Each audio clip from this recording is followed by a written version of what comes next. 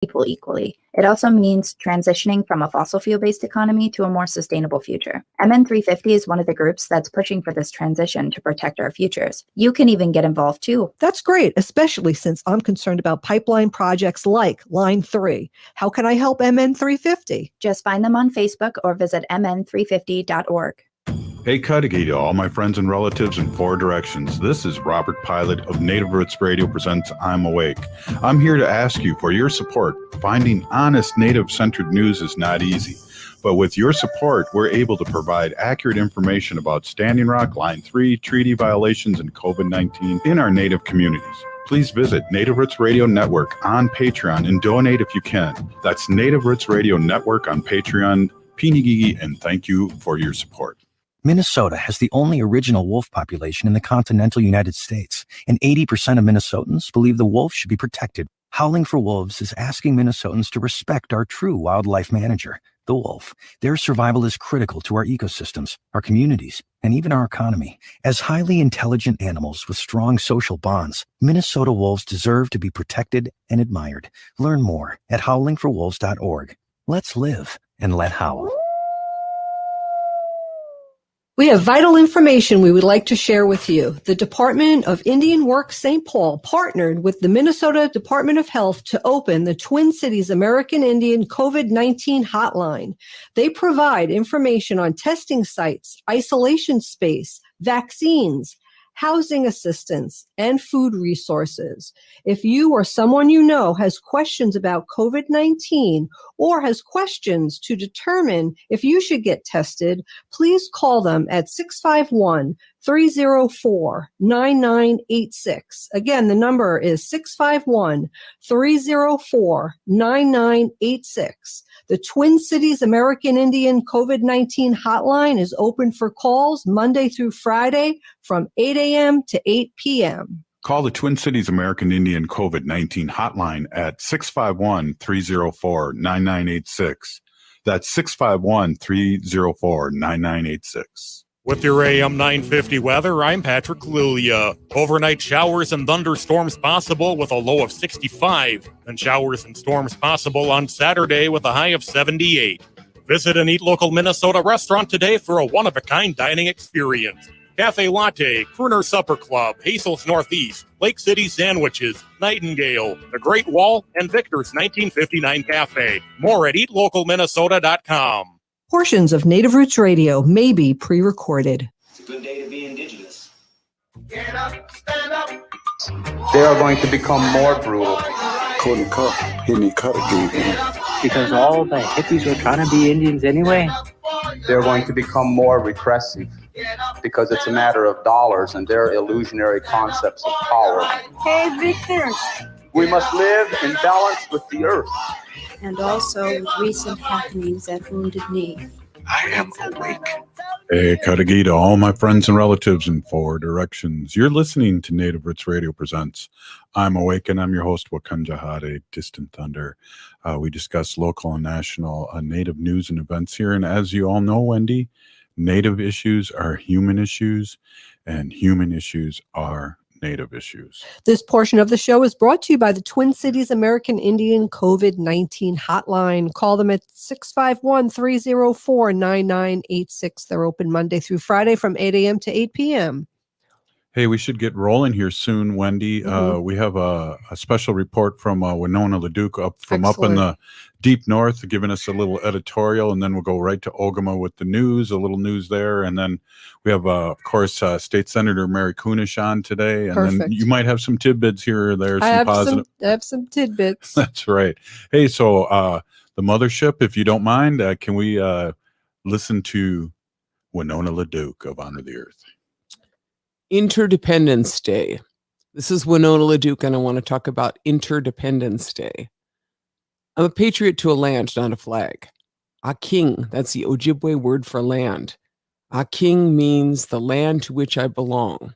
Not private property, not corporate property, the land to which I belong. And the term Inda Kingamin is the very land to which I belong. This land is the only land of the Anishinaabe. We are from here, Indaya Oma. About 8,000 years of Native people have lived here in this land, in this Aking, the land to which we belong. The bones of ancestors are the land, and these waters fill me. And at 70% water, I am the same waters of those of the lake and those of the land. I am from this land, and I recognize my interdependence in this world. The 4th of July is a complicated holiday for Indigenous people and people of color. After all, the United States was built on the genocide of Indigenous peoples and the slavery of African Americans. In Minnesota, we remember the mass poisoning of our peoples and starvation, killing 400 of our people at Sandy Lake, then more at White Earth and beyond. Remember the hangings of the 38 Dakota +2 and the land thefts of Minnesota and the United States, from parks and holdings like the Tamarack National Wildlife Refuge and Rice Lake Refuge to the Chippewa National Forest and the taking of 200,000 acres of our land under the Morrill Act to fund land grant universities, driving our people into small reservation holdings. In the past week, we've seen more atrocities uncovered at Native residential schools where thousands of bodies of Native children have been found buried. Most schools don't have graveyards. All of this sanctioned and forced by the United States and Canadian governments. Under the Tim Walz administration, we continue to witness the discriminatory legal, justice, and economic systems which undermine us and shove giant pipelines through the heart of our territory. Erasure. That's the term we use to describe Native policy in the United States. The intent is to erase us. And in Minnesota, we just make people invisible, only keeping the promise. They said that they would take our land, and they took it. It's hard to stomach some patriotism through all the trauma, frankly.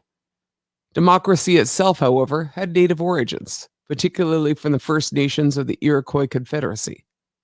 Founding fathers like Benjamin Franklin spent much time with the Iroquois in 1744. Kanesatego, leader of the Onondaga Nation and spokesman for the Iroquois Confederation, advised the British colonists, quote, "We heartily recommend union and a good agreement between your brethren. Our wise forefathers established union and amity between the 5 nations. This made us formidable. This has given us great weight and authority with our neighboring nations. We are a powerful confederacy, and by your observing the same methods our wise forefathers have taken, you will acquire fresh strength and power." There's some good founding documents and ideas. The founding fathers, however, had some convenient omissions in their lessons.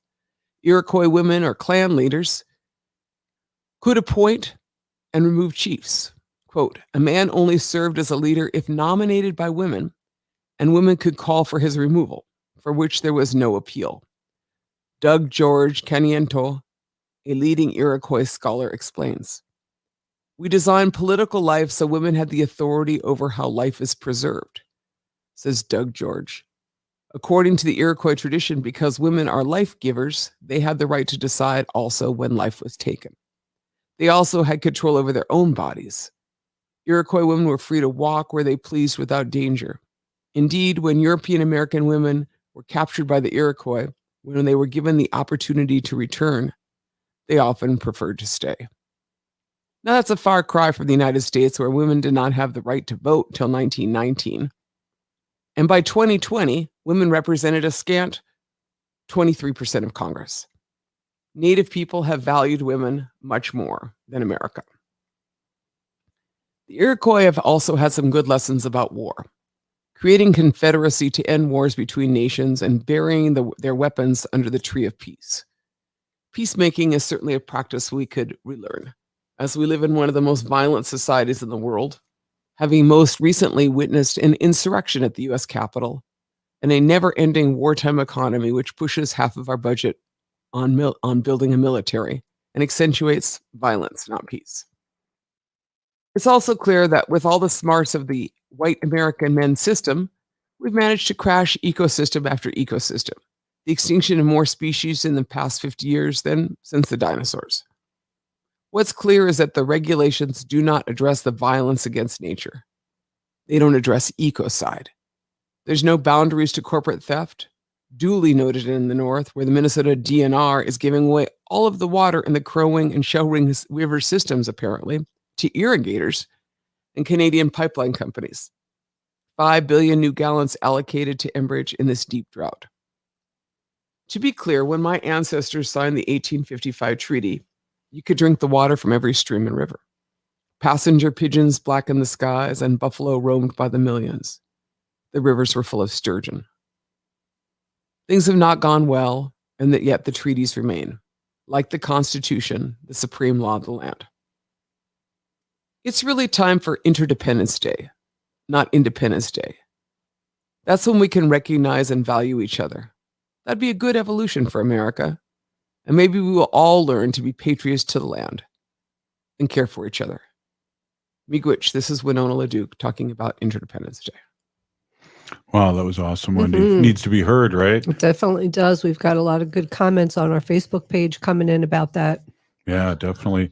Hey, so we only got like a minute and 50 seconds, Ogama, and we'll probably maybe come to the news with you in the next segment, and then have Mary, State Senator Mary Kunesh on. If you can give us just a couple minutes update. I know you got a couple things you want to talk about, so if you can do that, I appreciate that. But Lewis, I'm going to have you jump in here right now, if you don't mind, and maybe just give a quick 1 minute comment.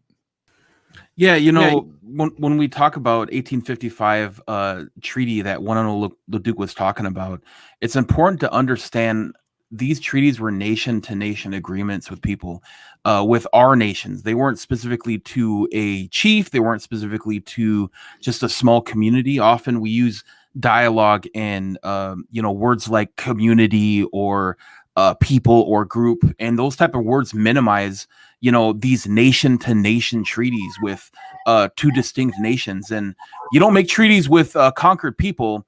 And certainly today, we deserve a right at the table to talk about things like Line 3, Line 5, and killing the black snake where it lies. Yeah, Peony Gigi there. Lewis, thank you for your insight. And we see Mary Kunesh, state senators, on deck here. And so we're excited. And it's a Friday, and that means we have positive vibes coming from our state senator and with some great updates. And I know she has a campaign ahead that we'd love to talk to her about. So, hey, you're listening to the Friday edition of Native Roots Radio Presents I'm Awake, and we'll be right back. Stay with us.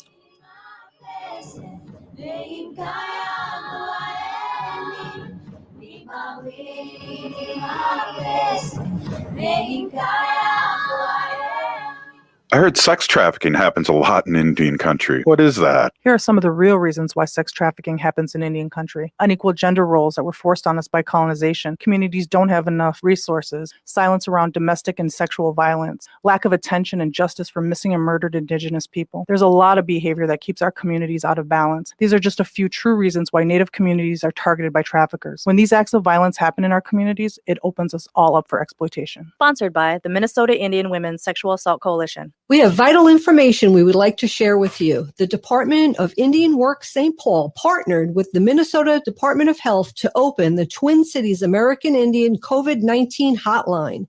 They provide information on testing sites, isolation space, vaccines, housing assistance, and food resources.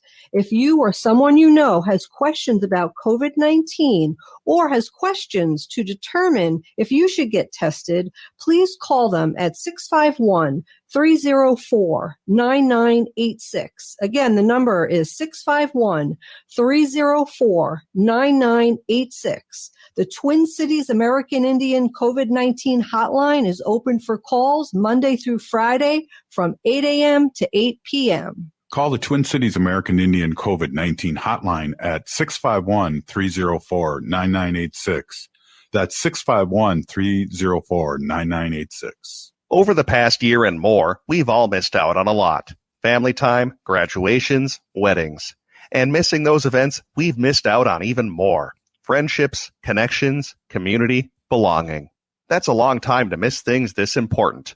So don't miss on getting the COVID-19 vaccine. Vaccines are now available throughout Hennepin County to anyone over the age of 16. Just visit takecarehennepin.org and sign up to get yours. That's takecarehennepin.org. Bijou. I am Oshawashko Gijig. I'm from Red Lake Nation, and you're listening to Native Roots Radio. Sweet little voice. Exactly. Hey, you're listening to Native Roots Radio presents I'm Awake, and I'm your host, Wakanjahade. Hey, I'm sorry. This portion of the show is brought to you by MN350, a grassroots organization fighting for climate justice. So we got a little mesmerized by Lewis's work there, doing all that great work for Native Roots Radio. Before we get to State Senator Mary Kunesh, I wanted to jump with Ogama. Thank you. I forgot her name. What the hell's going on? I got some timers going on here. And I'd like to have her check in with just a couple stories here. I know Winona LaDuke went a little long, but it was well worth listening to her. Mm-hmm. Go ahead, Ogama. Yeah, absolutely. Bonjour, everyone. I'm Ogama Ganuikwe, and I'm an enrolled member of Red Lake Nation in northern Minnesota, and I'm also a lifelong resident of Minnesota. I usually start Native Roots Radio with news from the Line 3 front lines. The big news from this week is really that we are looking at Enbridge having a spill on the Willow River this week. We're not sure exactly if they hit an aquifer or what exactly it was, but they had their spill kit out, and the Minnesota DNR actually, instead of calling to have somebody go out there and, observe what Enbridge has done to the Willow River in Minnesota, they actually sent police there to arrest the water protectors that were trying to stop this. And today, the White Earth Nation basically pleaded with Minnesota Governor Walz and Lieutenant Governor Flanagan to take action on this. They further called on President Biden and Vice President Harris to take action, and their tribe's wild rice is in a really critical state of danger due to Enbridge's more than 4 billion gallon water permit that they've been given. The Mississippi River near the headwaters in Minnesota resembles a puddle. Police have been harassing water protectors on private property and flying helicopters over their private property. I mean, the situation in Minnesota is getting more and more dire by the moment. And since we have our representative, Senator Mary Kunesh, on from Minnesota, I just wanted to take this time today to encourage you to find out who represents you. No matter where you are in the country and where you're listening from, go to us.gov/elected-officials. If you're in Minnesota, you can call Governor Walz and Lieutenant Governor Flanagan directly. Their number is 651-201-3400 or 1-800-657-3717. If your representatives are not representing you and your interests as a progressive citizen in this country, you need to show up. Whether you're an ally or a Native person tuning in, I'm begging you to take action on this today and to call your elected officials, local, state, federal. That's what I would like you to do for this Friday. All right. Ogama Pinigigi, I just have a quick question before we get with State Senator Mary Kunesh. So there was an anonymous statement during that press conference. Do you remember what they said? The statement was essentially that the White Earth Nation has taken every step that they can think of at a legislative level and at a legal level. They have petitioned, they have called on people, they have sent letters, they have gone to court, and now they have gotten to the point where they have no choice but to use their religious freedoms to take action. Yeah, and the key is to take action. I think what I got out of it. Pinigigi Ogama for the news, and you've had such a great week. Take the rest of the day off. Appreciate it. We do a lot of behind the scenes stuff too with meetings and other clients and things like that. Yeah. And Ogama is priceless in that. Hey, Wendy, it's Friday, so it's State Senator Mary Kunesh Day, and we're really excited to have her on. And I know we have a couple questions before you get going, State Senator. Because we support good senators like yourself. We just got, I don't know, was it invited one? Well, I saw your Facebook page with your upcoming fundraiser. Yeah. Could you tell us a little bit about that and tell everyone about that? And we have a couple questions about it too. Yeah. Not about you specifically, but fundraising, period. Yeah. So now that we have finished session, this 18-month session that is only supposed to be part-time work, we can begin to look at what we're going to do in the future. And one of our goals, of course, in the Senate as a Minnesota DFLer, I'm a Democrat with the Democrat Farmer Labor caucus, is that we look ahead at our next election. And because this is a 2-year cycle rather than a 4-year cycle, I will be running for re-election in my district, District 41, in the fall of 2022.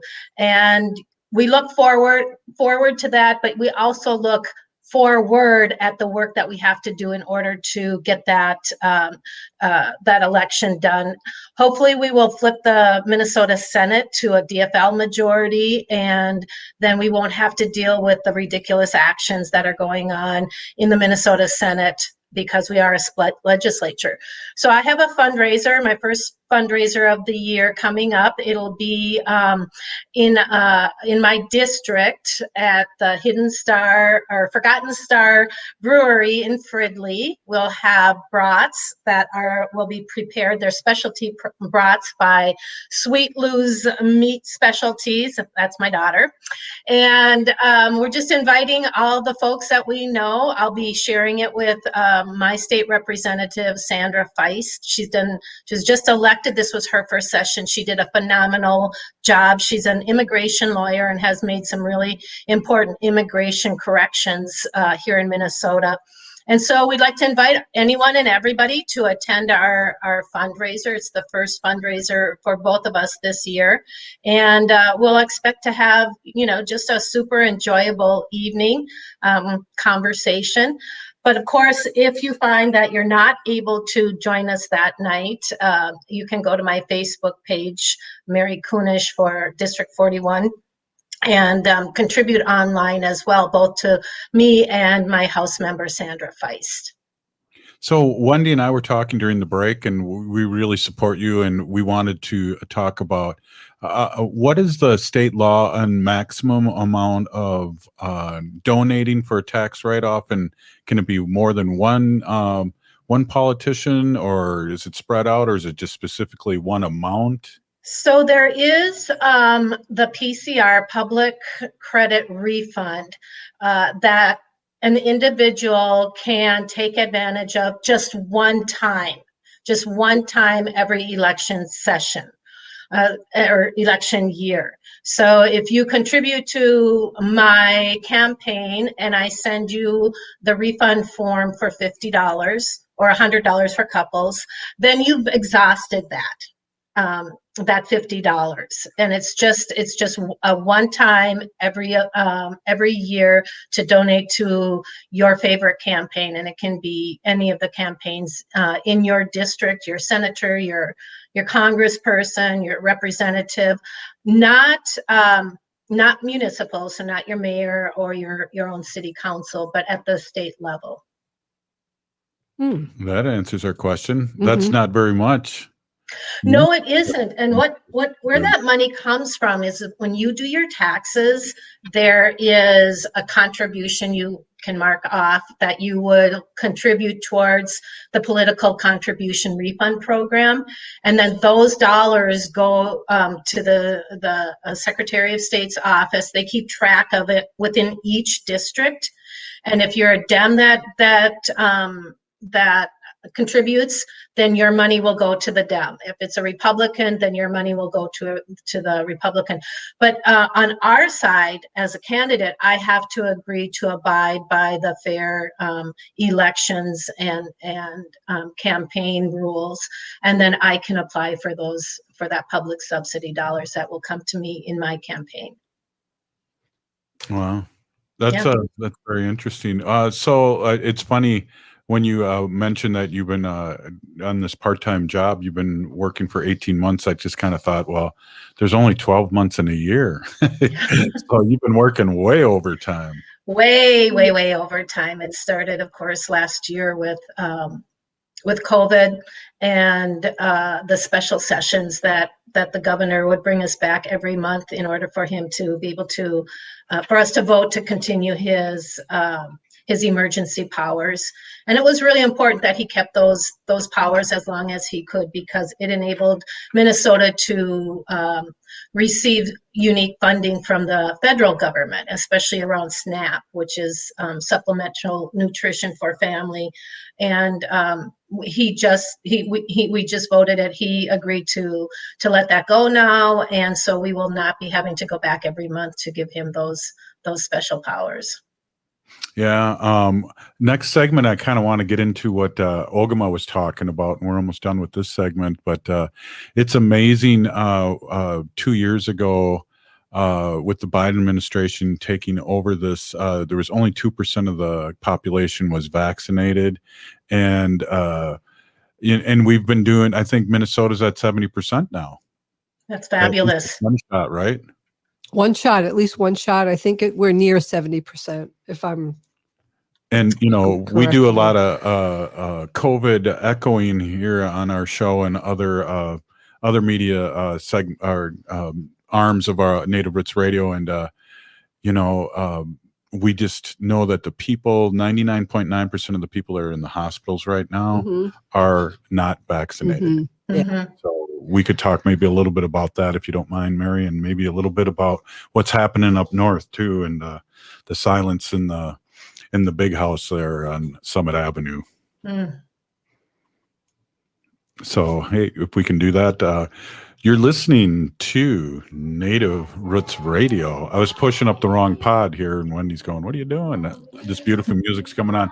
Hey, we're here with State Senator Mary Kunesh, and we'll be right back after this short break. Stay with us.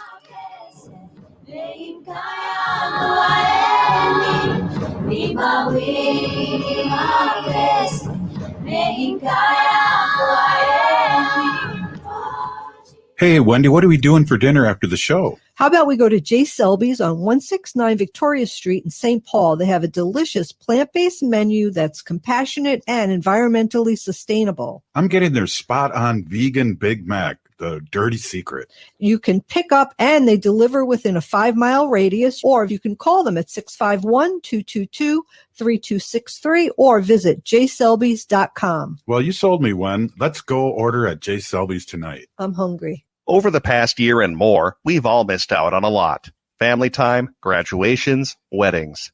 And missing those events, we've missed out on even more. Friendships, connections, community, belonging. That's a long time to miss things this important. So don't miss on getting the COVID-19 vaccine. Vaccines are now available throughout Hennepin County to anyone over the age of 16. Just visit takecarehennepin.org and sign up to get yours. That's takecarehennepin.org. Hey, Ogama, I've been hearing a lot about this term, climate justice. What is that? Climate justice is recognizing that the negative impacts of climate change don't affect all people equally. It also means transitioning from a fossil fuel-based economy to a more sustainable future. MN 350 is one of the groups that's pushing for this transition to protect our futures. You can even get involved too. That's great, especially since I'm concerned about pipeline projects like Line 3. How can I help MN 350? Just find them on Facebook or visit mn350.org. Hi, Minneapolis. This is Randy Rhodes. Listen to me. Weeknights, 10 to midnight, AM 950, the progressive voice of Minnesota. If you're hurting in your relationship or have been affected by sexual violence, you're not alone. Strong Hearts Native Helpline can help you through these difficult and uncertain times. Strong Hearts Helpline is a free 24/7 confidential domestic dating and sexual violence helpline for Native Americans. Help is available by calling 1-844-762-8483 or by clicking on the Chat Now icon on strongheartshelpline.org. This message is sponsored by the National Indigenous Women's Resource Center. With the hot weather we've been having, is your check engine light concerning you? Head over to Rudy Luther Toyota for a full vehicle inspection you can trust. Rudy Luther Toyota's trained service team will check your vehicle and make sure it can handle the heat. And make sure your wiper blades are checked too. If your Toyota needs new wiper blades, go to rudyluthertoyota.com and get the coupon which gives you $5 off a new pair. Keeping your vehicle cool in the summer heat. That's Rudy Luther Toyota, the southeast corner of 394 and 169 in Golden Valley. We have vital information we would like to share with you. The Department of Indian Works St. Paul partnered with the Minnesota Department of Health to open the Twin Cities American Indian COVID-19 hotline. They provide information on testing sites, isolation space, vaccines, housing assistance, and food resources. If you or someone you know has questions about COVID-19 or has questions to determine if you should get tested, please call them at 651-304-9986. Again, the number is 651-304-9986. The Twin Cities American Indian COVID-19 hotline is open for calls Monday through Friday from 8 a.m. to 8 p.m. Call the Twin Cities American Indian COVID-19 hotline at 651-304-9986. That's 651-304-9986. With your AM 950 weather, I'm Patrick Lilia. Overnight showers and thunderstorms possible with a low of 65, and showers and storms possible on Saturday with a high of 78. Visit an Eat Local Minnesota restaurant today for a one-of-a-kind dining experience. Cafe Latte, Crooner Supper Club, Hazel's Northeast, Lake City Sandwiches, Nightingale, The Great Wall, and Victor's 1959 Cafe. More at eatlocalminnesota.com. This is Winona LaDuke of Honor the Earth, and you're listening to Native Roots Radio. I'm awake. We are Elusive Nation.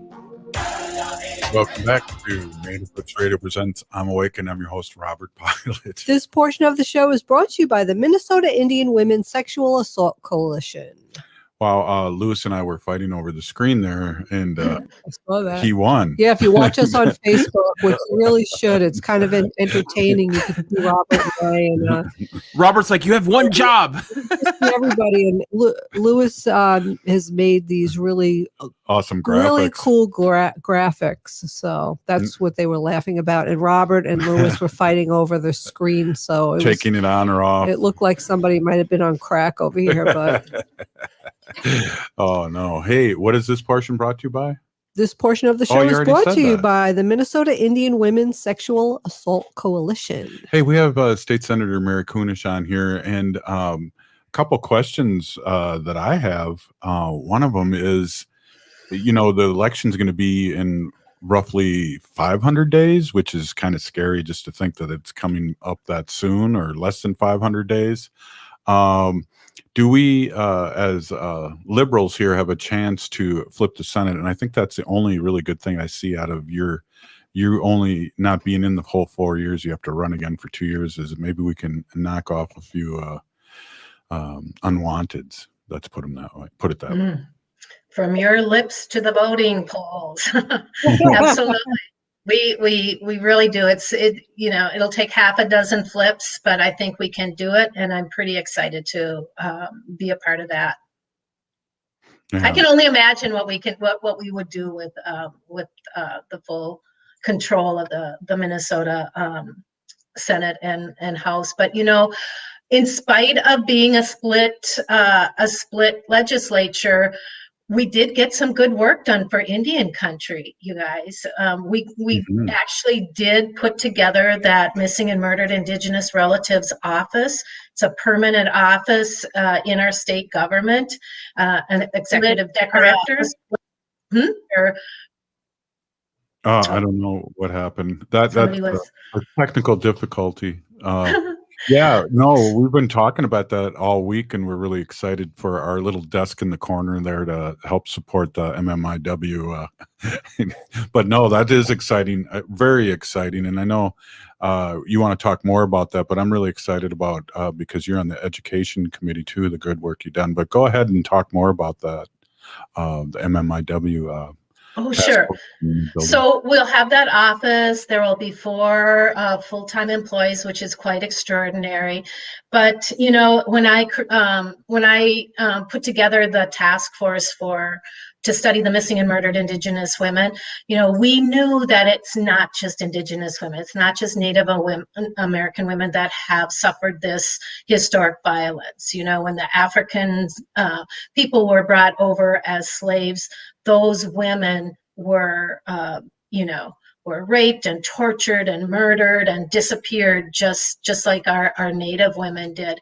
And so in addition to creating that MMIR office, we also created a missing and murdered African American women task force.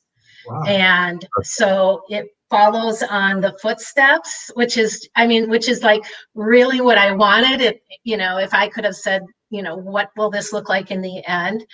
The progression of addressing this violence against women, it's starting to happen. And so with both of those, it was an incredible success in those two areas. We've talked about this, and we've had like Robert Lilligren on and a few other people this week, and that was one thing that was not brought up, and that's totally exciting because I'm kind of addicted to this show on PBS about ancestors, and a lot of our African American ancestors have white in them, and that's because of slave owners owning them. They go back down in their DNA, or not to their DNA, but to the census. Genetics. And they're a number instead of a person. I mean, it's shattering for African American relatives to see this in black and white, but also experience it too. So that's really good news, Mary. Yeah. I paired up with Representative Ruth Richardson, who is the chair of one of the education committees in the House. And we didn't, just like with the MMIW task force, we didn't think it was going to happen. And then, through perseverance and negotiations at the last minute, we found out that they would be in there. And it certainly is something to rejoice. I know you and over a dozen legislators went up to Winona LaDuke's camp this past winter, and a couple times I know you've been up there, and just to see what's going on and what we're reporting with the DNR was okayed 500,000 gallons, and now it's really 5 billion. We're in a drought. We're getting fracking done up there. All these things. What I know where you stand, but what is your response? What is your response to this? Well, I'm very, very disappointed. I wish that when the governor became governor, he would have ended this Enbridge Line 3 and sent them packing to begin with. The fallout of this pipeline is, it's not just dividing our lands. It's not just plowing through and destroying timber and virgin lands and waters. It's tearing apart communities in Minnesota as well. And it's hard enough to see that land being, ripped apart, but to see the communities as well and the fallout from this whole Line 3 situation is just absolutely heartbreaking for Minnesota. And so I definitely, stand on the side of water protectors. When we heard about this new permission to take that additional water, and when it was explained to me, it was like, well, this is just the seepage, the groundwater. They're going to take it out, put it somewhere else, and it'll all come back. But that is the that those waters trickle into the aquifer. Even if you destroy that line of water, especially when you're going through really fragile ecosystems, that's destruction of beautiful Minnesota lands. For what? For this ugly pipeline to send sludge through its pipe, at a time when we should be looking at ways to protect our environment, to become more of a green energy kind of establishment. And so disappointed is kind of a soft word to say. We wrote a letter. We have made really important points. Representative Keeler really charged on that. And we did what we could as legislators. It's unfortunate to say or to realize in some instances how powerless we are to either stop or prevent or do some of the good work that we need to do. And that's one of the heartbreaking parts of being a legislator, when you have to tell people, I'm sorry, I can't do anything right now. There are people with more power and have that decision-making power that are going to have to do it. Yeah, it's really sad and aggravating for me because Michigan's governors stopped Line 5 from Enbridge. They had the political wherewithal to really do that. And I feel a lot of our community, Mary, felt lied upon and used as voting bait, during this last election. And it's very, very disheartening. And it's got to be hard for you to experience this every day at work. It is. It absolutely is. And, one thing I also have to say is that, I'm not privy to what goes on behind closed doors or between different groups of people. Sometimes we think it doesn't look like anybody's doing anything about something. And then we find out that, no, there were negotiations or discussions or decisions made. I don't know that this is going to happen in this Line 3. I can only hope. But at the rate that we're going and the way Line 3 is just moving right along, in spite of the good work of the water protectors, I just feel like we're not going to win on this one, and we're going to see some disasters. Yeah, and it's really sad too because our brothers and sisters up there, our tribes up there, are so against this, and it's almost. Go ahead, Ogama. That was something that was mentioned in the White Earth Nation press conference today as well, is that they really felt disappointed in the current governorship and the current presidency because they did turn out so many people for the Native vote and worked really, really hard to make sure that these representatives and elected officials would be in there. And Biden has gone back on his climate promise with us by letting Line 3 come through. And it's really frustrating to see how hard we worked, especially like you bring up Rock the Vote Native style all the time. There were thousands of people who turned out in Minnesota who were Native American, who had either infrequently voted or never voted before, who were encouraged to vote in this election for change. And we're not really seeing that change. And it's hurtful. It's really hurtful. Yeah, 8,000 Native Americans up in the deep north were registered to vote for the first time, and I do believe they probably voted for the governor. Yeah, it's a hard one, Mary. Yeah, definitely. It is really hard. I mean, as a legislator down here, really stuck between a rock and a hard place because I know that. The governor knows my feelings on this.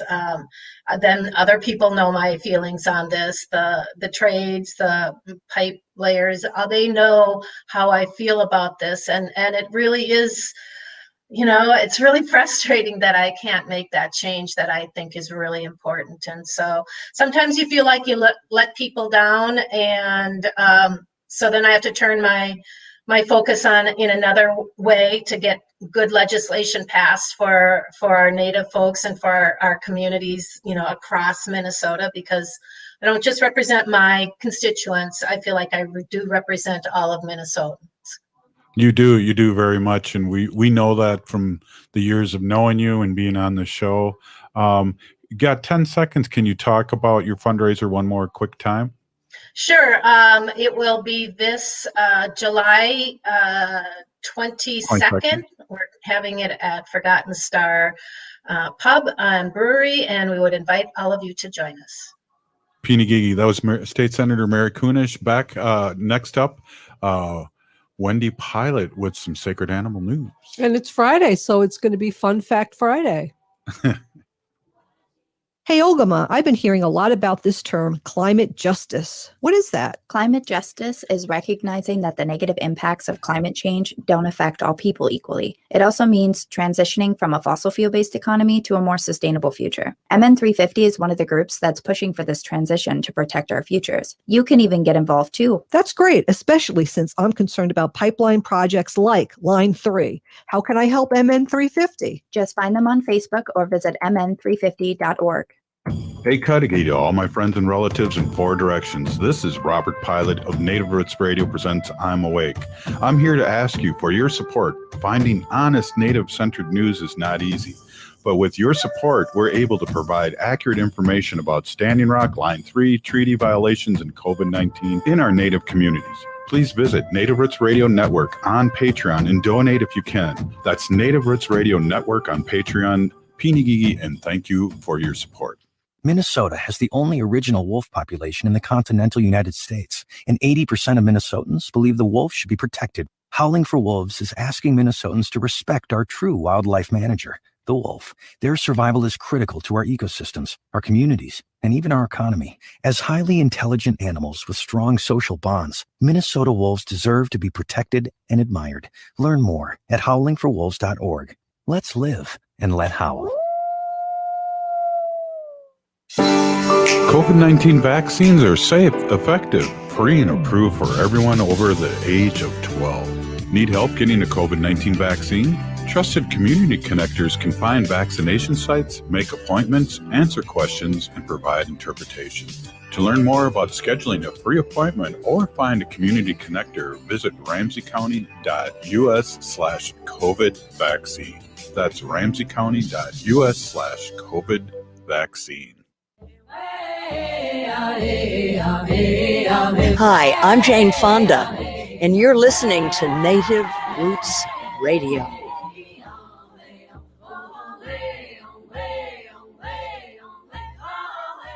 Hey, welcome back to Native Roots Radio presents I'm Awake, and I'm your host, Wakanjahare. This portion of the show is brought to you by Howling for Wolves, protecting wolves for future generations. We got it. Oh, there we go. I unmuted State Senator. That was good. Let's do it one more time. She's ready. This portion of the show is brought to you by Howling for Wolves, protecting wolves for future generations. Oh, good one. Now that sounded like a real good, strong wolf pack. That's right. I just want to say one thing before we go on. One of our sponsors, Jase Roe, plant-based eatery at 169 Victoria Street in St. Paul. They just opened their restaurant again, so they're taking people that you could go and sit down and eat. So that's exciting. I'd like to get back there and sit down and have some dinner. Hey, should we have like a round table? Do you have a quick state senator still on? And do you want awesome? Let's just talk. Do you have a quick maybe some good trivia here? We could start out the animal section here. I had this website here. It's called Tree Hugger Sustainability for All, and it's kind of cute. It gives a lot of fun ideas about animals and things. But did you know, I didn't know this, but a reindeer, its eyeballs turn blue in the winter to keep them able to see in lower light levels. Did you know that, State Senator? I feel like I do know that. My profession is outside before the legislature was a library media specialist. So I have read many books, fiction and nonfiction. And I have had many students come to me with fun facts. And I have a feeling that somebody has shared that fun fact with me before. Wow. Well, let's hear another one. Let's see what else. That's the first time I've ever heard that one before. Let's hear what else she's got, Mary. I'm sure she knows this one. And I think I knew this one before, but a polar bear, has a white fur, but its skin is actually black. What? It has black skin. I was going to say pink. A polar bear has black skin. Yeah. Wow. Did you know that? I did not know that one. Yeah. Lewis, did you know that? The skin of a polar bear is black. I would assume it's peach, just like everything else in the world, right? Oh my goodness. What else did you want me to do? One more? Sure. It's Fun Fact Friday. Let's see here. Goats. Yeah, the animal goats, they can pick up accents from each other. So I guess like there could be like upstate New York goats that have kind of like a like when you live in New York, you have Yonkers. you have a New York accent, but the people who live upstate kind of have a different accent. You sound like you're from Yonkers. They say water and dawn. And when you're downstate in New York, where I grew up, you say, water. Hey, before we Park the car. Park the car. Forget about it. Hey, before we get to going too far here, I just want to give a shout out to Dana, who said, "Thank you, Mary Kunesh. You have been a great senator." And I just want to give Oh, thank you. too. But yeah, really nice. And it's fun too. I always joke around about this, but State Senator Mary Kunesh has been on our show for quite a while now, and we really appreciate it. And we really appreciate you being on Fridays too, because I think there's a lot of good information to start the fun information, and especially you're always really positive about seeing things on both sides of the coin, and so it's been fun to kind of end Fridays that way, Wendy. Absolutely. Yeah, you have to end on a good note. So I have a question for you guys. Have any of you been to the Corn Palace? No. In South Dakota? Mitchell, No, yeah. I'm from South Dakota, so yeah. Wow. Lewis has. I have to drive to a conference out in Rapid City, and so I'm going to drive so that I can see the Corn Palace. I think I've driven by it, but I've never stopped there. So we'll have to see what our timing is like. But yeah, Corn Palace is going to be the big hit for the summer. You go to Corn Palace, and then you go to Wall Drug and get the bumper sticker, "Where is Wall Drug?" Yes. Yeah. That's Lewis, a good do you have scam. any advice for a state senator? Look out for those deer, and more importantly, corporate bikers. It's funny that in the summer in Sturgis and Rapid City growing up, you would always have people falling off their bikes because they do a desk job and they got this brand new bike and it's their first trip going to Sturgis and they end up on the side of the road. So definitely we need you. But I wanted to say another thing to you, Mary. I don't think we've ever spoken, but I'm a citizen of the Rosebud Sioux tribe, and I know that you're Standing Rock, and I just wanted to encourage you and say that people like you make my heart full of and so encouraging to see women like you in our leadership position, because you represent a generation of us that look up to you, and a lot of us look up to you and the accomplishments that you do and many other people do, and that are indigenous in these colonized governments trying to make change for Indian country. And I know it can't be easy, but I just want to let you know that we love you and we stand behind you, and it's just it's a great thing to see, and you're blazing a trail for the young ones. Well, I hope so. And thank you so much for those encouraging words. There are days where I'm just like, man, why am I doing this? We just can't seem to get a break. And then, like I said, something happens really great. But when you look at here in Minnesota in just 5 short years, actually more like, let's say 7 years with the first Native American woman, Susan Allen, being elected to the legislature. And then, of course, Lieutenant Governor Flanagan and Jamie Becker-Finn and Heather Keeler. What we have been able to do in that short of time is nothing short of miracles. And it's not even what we do, but it's the holding people accountable. Like when there's legislation going through and it's going to affect our tribes, our first question is like, have you spoken with the tribes? Have you conferred with them? Are they in agreement with this? Do they even know you're doing this kind of stuff? And we're explaining, the consequences of these actions and the historical misuse of the sovereignties and the rights. And so it's so important that we have our Native folks in positions where they can just share the stories and tell the truth. And I'm just really proud. I know that, I'm probably going to get a little teary here. Some of my ancestors fought really hard. My great aunt was Josephine Gates Kelly. She was a Carlisle boarding school person. She married my uncle, my great uncle. He was out there too. He ran away. We have their records. He ran away, and they finally let him go home when he cut his leg off jumping a train. So those are the histories that I carry. And Josephine Gates was the first chair of the Standing Rock Nation, first woman, should I say. And I grew up hearing those stories, and hearing how she hitchhiked to Chicago to advocate for her tribe, how she fought against like the Oahu Dam, is that how you say it? Oahu Dam out there.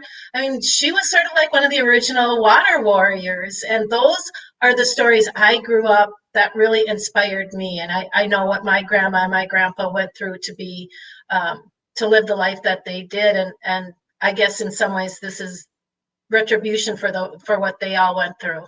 So thank you for those words. It's really inspiring. Yeah, that's awesome. Hey, that is the weekend is starting now, Wendy.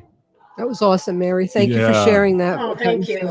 And I just want to say one thing too, Wen, is that all the Native community, the leaders have all been women, and the women have voted the men in and voted them out as leaders of tribes, and that's the way it's been. And we have to recognize that's a good way, and keep moving forward and respect our women and respect everyone. Hey, I just want to thank Wendy for a great week. Louis, Ogama, thank you, State Senator Mary Kunesh. If you are listening to the show, you are part of the resistance. We need to resist, divest, join a group, run for office. We are still here. We are the 7th generation. Free Leonard Peltier. Stop line 3. Please get vaccinated. Hi, everyone. AM 950 is grateful to the listeners who stepped up in the last year and helped